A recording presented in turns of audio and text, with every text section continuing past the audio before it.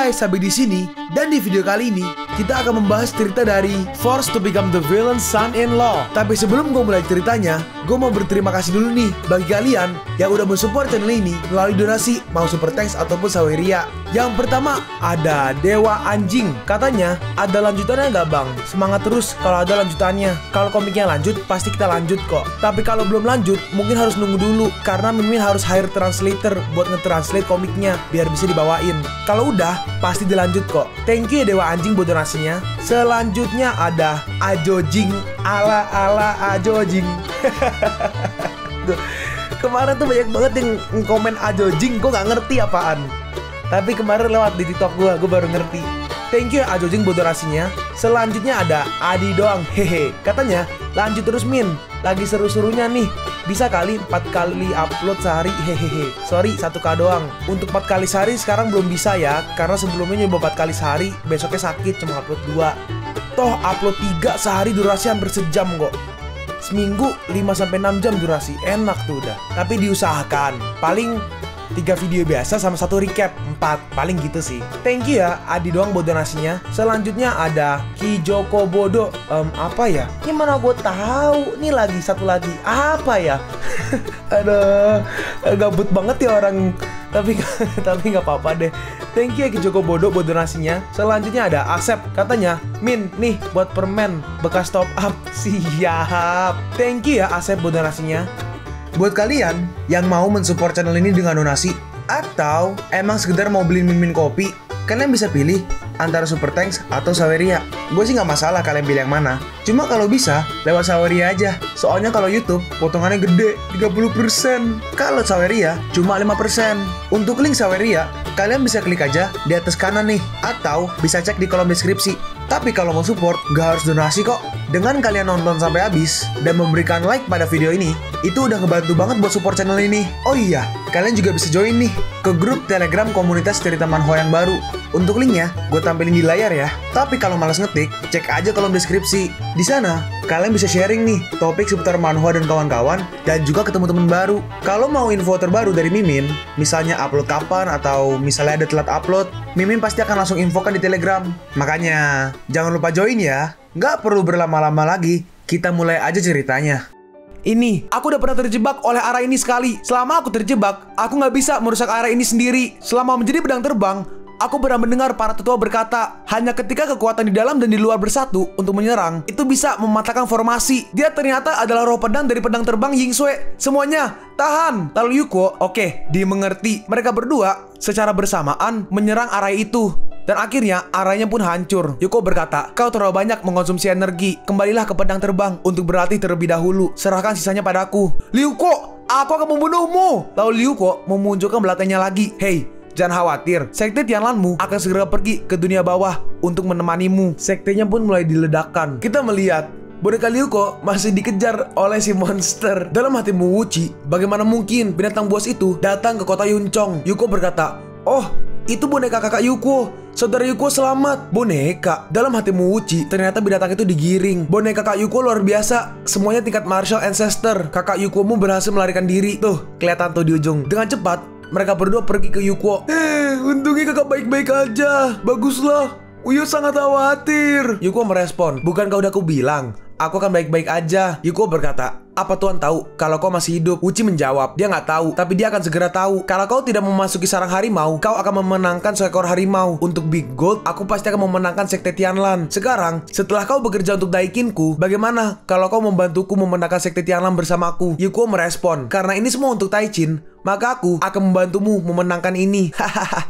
Oke, dalam hati Yuko, mari singkirkan sekte Tianlan terlebih dahulu. Lalu lihat apa tujuanmu. Kita sekarang melihat ke gunung belakang sekte Tianlan. Fluktuasi aura ini, bukankah itu? Hah? Master sekte keluar. Hei, bagaimana bisa binatang ini masuk ke sekte Tianlan? Kabur! Hewan nakal, berani menyerang sekte Tianlanku. Pergi! Mereka berdua melihat Master Sekte. Si Master Sekte menyerang binatang itu, tapi binatang itu menyerang balik. Tapi si Master memunculkan sebuah arai. Formasi Tianlan, terbuka. Dia memunculkan rantai-rantai untuk menahan binatang buas itu. Yuko berkata, sang pemimpin sekte lama, Kuan Yuan, sama sekali bukan lawan dari binatang buas tersebut. Sekarang giliranmu untuk bermain. Jangan lupa dengan bonekamu. Yuko merespon, jangan khawatir, sudah ada di tempatnya. Gak lama setelah itu, rantainya lepas dan langsung menyerang si Master Sekte, penguasa Suci Rain. Hewan nakal, kau cari mati. Lalu binatang buas itu melihat ke arah Ryuko yang sedang berpelukan dengan apa itu? Bukan Wuyo, seperti boneka lah. Mungkin nih binatang buasnya jomblo kali ya. Ngelihat couple pasangan gitu kesel dia. Ngelihat Yuko, dia langsung pergi ke arah Ryuko. Berhasil kabur. Penguasa Suci Rain, Uchi, binatang ini akan kembali. Kau harus melindungi Sekte Tianlan. Uchi berkata, aku bersumpah untuk melindungi Sekte Tianlan sampai mati. Sekte Tianlan ini akan diserahkan kepadamu mulai sekarang. Uruslah urusan duniawi dengan baik, penguasa. Dan akhirnya penguasa Suci Rain pun meninggal. Dalam hati Uchi, setelah bertahun-tahun mengalami penghinaan, Sekte Tianlan akhirnya menjadi milikku. Dan akhirnya Yuko pun membawa Wuyo kembali ke camp pasukan. Tongxin berkata, saudara, akhirnya kau kembali, bagus sekali. Ternyata Nona Wuyo aman dan sehat. Lalu Qingqiao bersujud, saudara Li, Wuyo, apa yang terjadi sebelumnya emang menyinggung kalian berdua. Aku harap kalian bisa memaafkanku. Yuko merespon, bangunlah. Sekarang bukan saat yang tepat untuk membicarakan hal ini. Yuko melanjutkan, perintahnya udah disampaikan dan kuda-kuda pasukan segera dipersiapkan untuk evakuasi. Tongxin bertanya, apa yang terjadi? Ada apa? Terlambat, terlalu lama di kota Yuncong. Kami telah terbuka keberadaannya. 4 pangeran agung dari Taliao sudah mengejar kami. Tiba-tiba seorang prajurit datang. Gak baik, Jenderal Li, sebuah pasukan 10 mil jauhnya sedang menyerang kita. Yuko berkata, kenapa serangan ini begitu cepat? Bantu aku, saudara. Kita berdua akan memimpin 30.000 tentara dan kuda. Sementara 40.000 tentara yang tersisa akan dibagi menjadi 4 pasukan. Dan kita akan melakukan evakuasi secara terpisah. Ya, sekarang kita melihat sebuah pasukan. Seseorang prajurit berkata, Jenderal, kita telah berjalan selama 3 hari dan 3 malam. Si jenderal berkata, pasukan Taliao bisa mengejar kita kapan aja. Tahanlah, semua orang. Lalu tiba-tiba ada panah yang meluncur ke arah jenderal. Awas, serangan musuh. Kita melihat pasukan prajurit juga di sini. Orang yang di tengah adalah Raja Pingtong, Pangeran Tachin Kuoping. Dia berkata, jangan ada yang dikasihani. Ya, kita melihat banyak prajurit tewas dan juga burung mata-mata. Salah satu burung itu membawa surat ke seseorang. Pangeran Timur juga nggak bertemu dengan Ryuko. Orang ini adalah Raja Pingpei, Pangeran Tachin Kuoping. Kita melihat kedua kubu berperang dan Tongxin melawan seseorang. Orang yang dilawan adalah Raja Pingse, Pangeran Taichin Kuoping. Bagus sekali. Tapi sayangnya lawanmu adalah aku. Lalu dia memunculkan seperti seekor citah dan langsung menyerang Tongxin. Dalam hati Tongxin, sial, apakah aku akan mati di sini hari ini? Terimalah kematianmu. Lalu tiba-tiba dari belakang ada yang menyerang, tapi dia berhasil menghindar. Lihat, ada bala bantuan. Ternyata itu adalah Fei Long dan juga para prajurit. Ajudan Lu, Fei Long berkata, Tuan, jangan khawatir. Biarkan aku memimpin pasukanku untuk mendukungmu. Mari kita bersama-sama mencopot kepala anjing para Pingse. Mereka berdua pun menyerang bersamaan. Cepat, mundur. Tongxin berkata, mau kabur. Fei Long merespon, jangan kejar pemberontak yang sudah kalah. Hati-hati dengan serangan tersembunyi. Fei Long bertanya, di mana Miss Wuyo dan Jenderal Li? Tongxin membalas, kami dievakuasi secara terpisah. Miss Wuyo dan saudara Yuko seharusnya masih berada di jalur evakuasi lainnya. Kita melihat Yuko, Wuyo, dan juga para prajurit. Di tengah jalan ada mayat seekor kuda. Dalam hati Yuko, aneh, kenapa desa yang indah ini tiba-tiba sepi begitu aja? Wuyo berkata, saudara Yuko, ada seorang yang pingsan. Lalu dia menghampirinya. Seorang prajurit berkata, sepertinya dia terinfeksi penyakit wabah. Desa ini gak baik-baik aja. Qingqiao berkata, wabah, kita harus segera mengungsikan diri. Dalam hati Yuko, gak heran desa ini begitu sepi. Aku khawatir orang-orang di desa ini telah dikuburkan di dekat sini dengan tergesa-gesa oleh pemerintah karena wabah tersebut. Wabah ini sangat berbahaya dalam novelku, dan jika menyebar, konsekuensinya akan sangat buruk. Bergegaslah, sebarkan masker ini kepada para prajurit untuk dipakai. Baik, Yuko berkata, kita harus pergi dengan cepat. Udah kayak COVID ya itu. Kita melihat banyak sekali prajurit yang terkena infeksi virus tersebut. Yuko bertanya, bagaimana kabarnya? Qingqiao menjawab, sekitar 8.000 orang telah terjangkit penyakit tersebut dan saat ini belum ada obat yang dapat menekannya. Seorang prajurit datang dan berkata, ini gak baik. King Pingnan memimpin sebuah pasukan dan menuju ke arah kita dengan cepat. Dalam hati Yuko, wabah ini membuang terlalu banyak waktu dan King Pingnan telah mengejar kita. Tetapi saat ini ada banyak pasien. Aku khawatir. Qingqiao berkata, kau mengambil pasukan dan pergi terlebih dahulu. Aku akan tinggal dan merawat mereka sekarang. Dan itu akan menjadi pengganti dosa. Apa kau tahu apa artinya untuk tinggal? Cincau membuka maskernya. Aku nggak bisa lagi pergi bersama kamu. Jadi sebaiknya aku melakukan sesuatu yang bermanfaat. Kamu, Cincau melanjutkan. Mungkin ini yang seharusnya aku dapatkan. Maafkan aku membuatmu panik sebelumnya. Pergilah sekarang juga. Jangan lagi menunda-nunda. Seorang prajurit berkata. Generali, biarkan aku tinggal juga. Seorang prajurit juga berkata. Hidup adalah sosok emas yang besar. Kematian adalah jiwa emas yang besar. Gak ada yang diselamatkan dengan cara ini. Lebih baik membawa beberapa orang Taliao bersama-sama. Kalian semua, ini adalah tanda yang ditinggalkan oleh ayahku. Aku harap ini akan berguna. Aku mengerti. Yuko dan Wuyo pun pergi keluar dan menunggang sebuah kuda.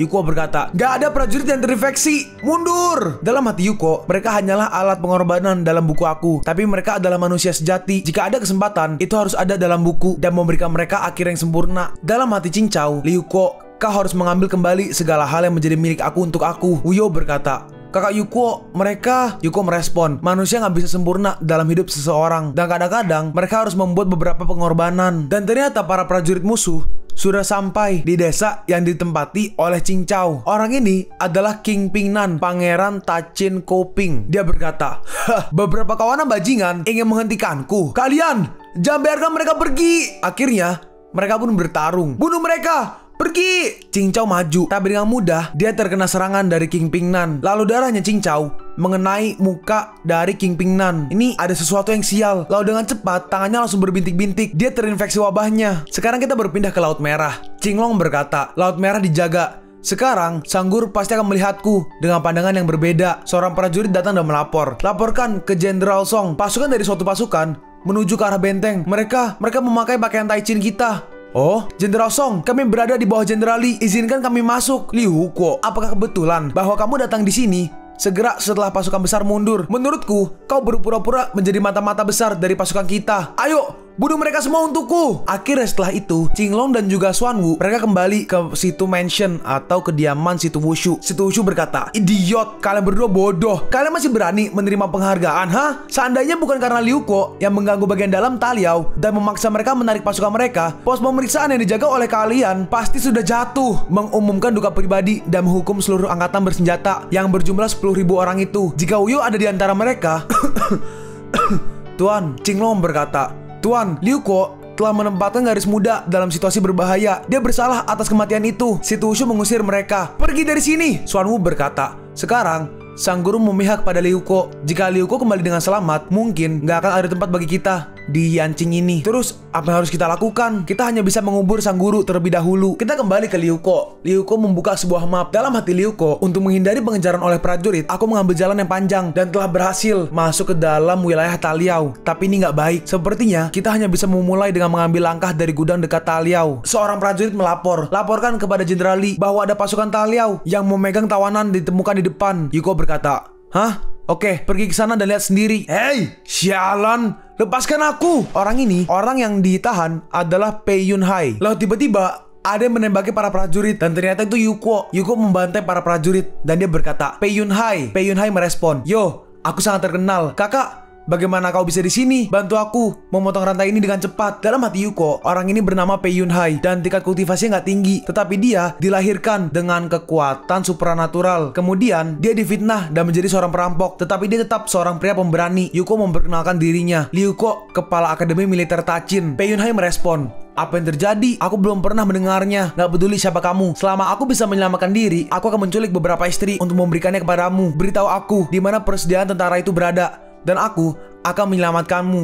Dalam hati Liu Ko, dia seorang pencuri dan dia seharusnya tahu di mana gudang Taliao berada. Itu dia. Ransumnya berada di Liangcheng dan 3 anjing menjaganya. Dalam hati Yuko, 3 pangeran besar. Sepertinya aku harus pergi ke Liangcheng. Lalu akhirnya rantainya pun dilepaskan. Yuko berkata, mulai sekarang kau adalah milikku. Kamu harus tunduk pada hukum militer dan patuh pada perintah. Pei Yunhai merespon, kau telah menyelamatkanku. Kau adalah bosku. Aku akan mendengarkanmu. Lalu Yuko mungkin udah sampai di Liangcheng. Menggunakan teropong sniper, dia melihat situasi. Dalam hati Yuko, ketiganya berada pada level Wu Huang dan senapan runduk hanya bisa menyelesaikan 1 orang melalui serangan diam-diam. Aku harap Pei Yunhai nggak akan mengecewakanku. Kita melihat di sini ada 3 orang. Yang kanan yang pakai baju merah adalah Raja Chenxi, pangeran dari Chenxi. Yang tengah adalah Raja Centong, pangeran dari Cenci. Yang kiri adalah Raja Cenpei, pangeran dari Cenci juga. Centong atau yang tengah, dia berkata, Raja Pingtong yang sialan itu telah menguras kekuatan militer kita. Yang kanan,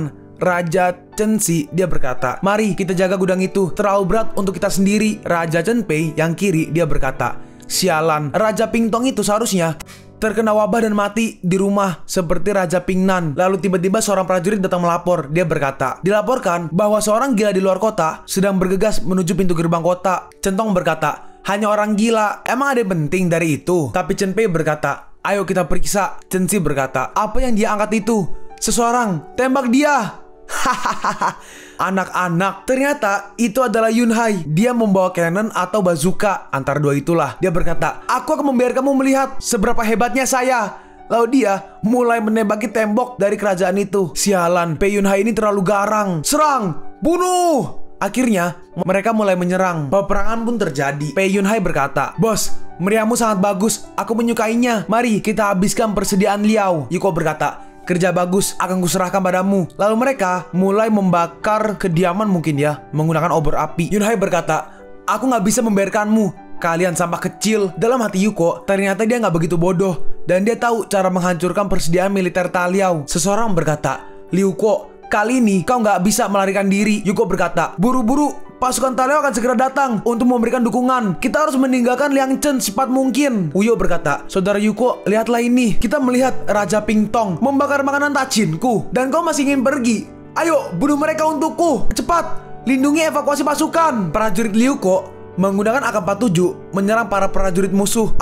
Senjata apa ini? Dan mereka mulai membantainya. Ternyata ada bantuan dari senjata magis. Gak heran, kau bisa merebut pencing pas dan begitu sombong. Tapi aku bukanlah sampah seperti Raja Chinan. Dia mengeluarkan naga api dan mulai menyerang prajurit dari Yuko. Yuko berkata, kalian mundur terlebih dahulu. Yuko mencoba menahan serangannya dan ternyata berhasil. Yuko lompat dan bergegas langsung menyerangnya menggunakan guntur yang dia miliki. Tapi ternyata dia hampir sama sekali gak berdampak. Cuma ya lecet-lecet dikit lah. Ini hanya kemampuan biasa. Dalam hati Yuko, gak terduga, dia benar-benar memiliki kekuatan di tengah-tengah seni bela diri. Lalu setelah itu, Pingtong menyerang. Dia maju ke arah Yuko. Dia menyerang. Yuko menahannya. Tapi ternyata Yuko terhempas ke belakang. Saudara Yuko, aku baik-baik aja. Pingtong berkata, Yuko, tangga kematianmu telah tiba. Tapi tiba-tiba ada yang melancarkan serangan, dan serangannya berhasil mengenai Pingtong. Ternyata kamu, Chin Yulong. Terima kasih atas bantuanmu. Jangan berterima kasih padaku. Aku hanya ingin melunasi hutang itu tahun itu. Lari, gerbang naga emas akan mengawalmu untuk pergi meninggalkan Tianlao dengan aman. Yuko berkata,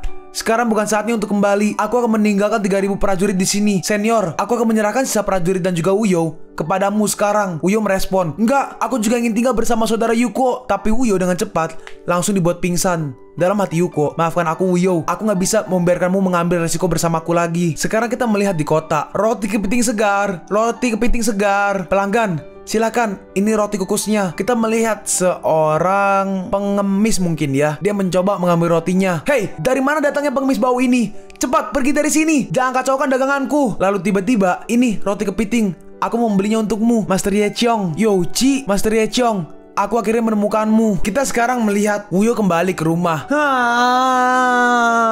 Si Tushu berkata, putriku, janganlah bersedih. Meskipun suasanamu sedang buruk, kau harus makan. Uyo berkata, ini semua salahmu. Jika bukan karenamu, saudara Yuko gak akan pergi dari Taliao. Situ merespon, Ryuko pemberani dan penuh semangat. Dia harus siap sepenuhnya. Jangan khawatir, dia pasti akan kembali dengan selamat. Uyo berkata, saudara Yuko hampir terancam nyawanya ketika dia mencari Nainin Spirit Jade untukku. Bagaimana jika dia dalam bahaya lagi? Situ berkata, baiklah, aku akan meminta bantuan seniorku dan biarkan dia melindungi Ryuko dari Taliao. Benarkah ya? Ya, tapi sekarang kau harus makan sesuatu. Velong berkata, Master, apa kau berencana pergi dan mengajak ketua Qin untuk pergi lagi? Situ merespon, aku takut Ryuko udah menuju Liao Qing, jadi udah terlambat untuk mengundangnya. Apa dia bisa kembali hidup-hidup atau enggak? Itu tergantung pada keberuntungannya. Lalu bagaimana dengan dua pemberontaknya? Velong menjawab, Yang Xianwu dan Song Qinglong baru-baru ini sering memanggil orang dan kuda. Terlihat jelas ada gerakan besar. Haruskah kita? Aku nggak tahan lagi, nggak perlu mengganggu mereka. Aku ingin melihat apa yang mereka lakukan. Lalu malam hari pun tiba. Kita melihat Ryuko dalam pakaian seperti Asa assassin. Dalam hati Liuko untuk menyelamatkan kota Taliao yang dipimpin oleh binatang buas. Dan ini kesalahanku yang menyebabkan semua ini terjadi. Lalu Yuko masuk ke sebuah rumah. Ternyata Muuchi menunggunya. Akhirnya kau datang. Saya belum melihatmu untuk waktu yang lama. Muuchi bertanya, apa kau tahu aku akan datang? Yuko menjawab,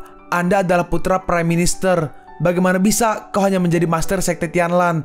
Kota Skyward adalah satu-satunya jalan untuk menuju Laoqing. Jadi kamu pasti akan menungguku di sini. Jika ada yang ingin kau katakan, katakan aja langsung. Muuchi merespon, aku tahu kau akan menuju ke kerajaan Liao, tapi sekarang bukan waktunya. Ada Li Lianying, Master nomor 1 Taliao. Dia sekarang sedang menjaga istana. Kalau kau pergi, kau akan mati. Dalam hati Yuko, Li Lianying, bukannya dia bunuh diri untuk melindungi putri adopsinya di awal novel? Kenapa dunia ini semakin berubah? Yuko membalas, karena kau mengatakan itu, kamu seharusnya udah menemukan cara untuk menghadapinya. Aku akan memberimu informasi dan kau akan menemuiku di dalam permainan. Saya mau menjadi Raja Taliao. Sekarang kita berpindah. Kita melihat sebuah konvoi yang membawa binatang buas yang sudah tertangkap. Si wanita ini adalah Li Rumeng, putri yang diadopsi oleh Li Lianying.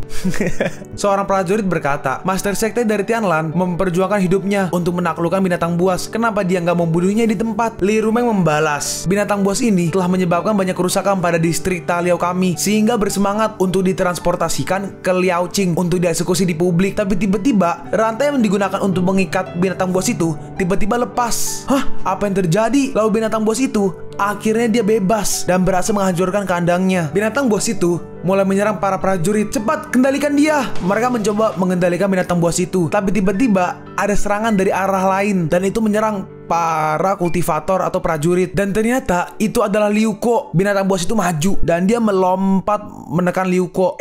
Tapi di prank. Ternyata bukan Liuko yang ditangkap. Ternyata Liuko membuat sebuah boneka buat jadi si betina dari binatang buas. Dalam hati Yuko, sekarang itu bisa dianggap sebagai kompensasi untukmu. Lalu tiba-tiba, lepaskan aku! Yunhai menangkap Lianying. Yunhai berkata, Gadis cantik, kau akan bersenang-senang malam ini. Lianying merespon, kalau kau berani menyentuhku, ayah angkatku gak akan membiarkanmu. Hah? Ayah angkat? Kalian pun sampai di penghujung video ini.